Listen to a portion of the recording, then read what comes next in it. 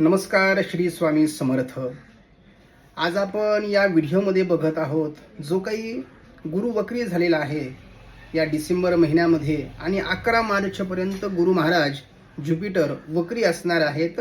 मेष राशीसाठी काय प्रभाव असेल, काय प्रॉब्लेम असू शकतात, तर तुम्हाला विशेष याची काळजी घ्यायची आहे. जे काही आपले जवळचे नातेवाईक असतील, मग बहीण असेल, भाऊ असेल, यांच्याशी आपले मतभेद वाढणार नाहीत, भांडण होणार नाहीत कुठल्याही कारणास्तव.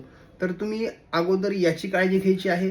दुसरं, जे काही आपले प्रकल्प आहेत, जे तुम्ही काम करतायत, नवीन काम करायचं असेल, त्याची काळजी घेतली पाहिजे. विचारपूर्वक निर्णय घेणं गरजेचं आहे.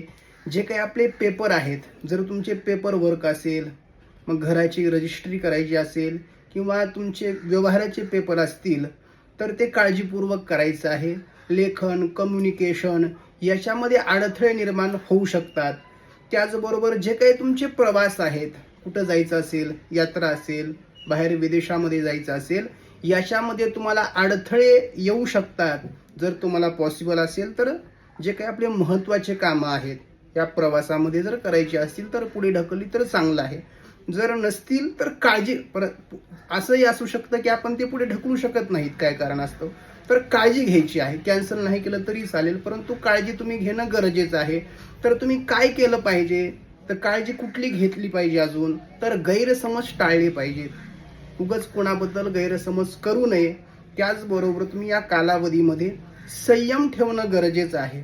तुम्हालाही आधी शनीची 7.5 तर चालूच आहे, त्याच्यामुळे तुम्हाला अधिक या कालावधीमध्ये संयम ठेवावा लागेल. रागावरती कंट्रोल करावं लागेल. घाई गडबडीमध्ये निर्णय घ्यायचा नाही, गोंधळून जायचं नाही. तुम्ही या कालावधीमध्ये उपासना जर गणपती बाप्पांची जर केली तर ती तुम्हाला अधिक लाभदायक ठरेल. आणि जी काही एखादी पिवळी वस्तू असेल, जसं चणा डाळ आहे किंवा कुठलीही पिवळी वस्तू, तुम्ही पिवळा कपडा आहे, जर तुम्ही दान केला तर ते तुमच्यासाठी लाभदायक ठरेल. धन्यवाद. श्री स्वामी समर्थ.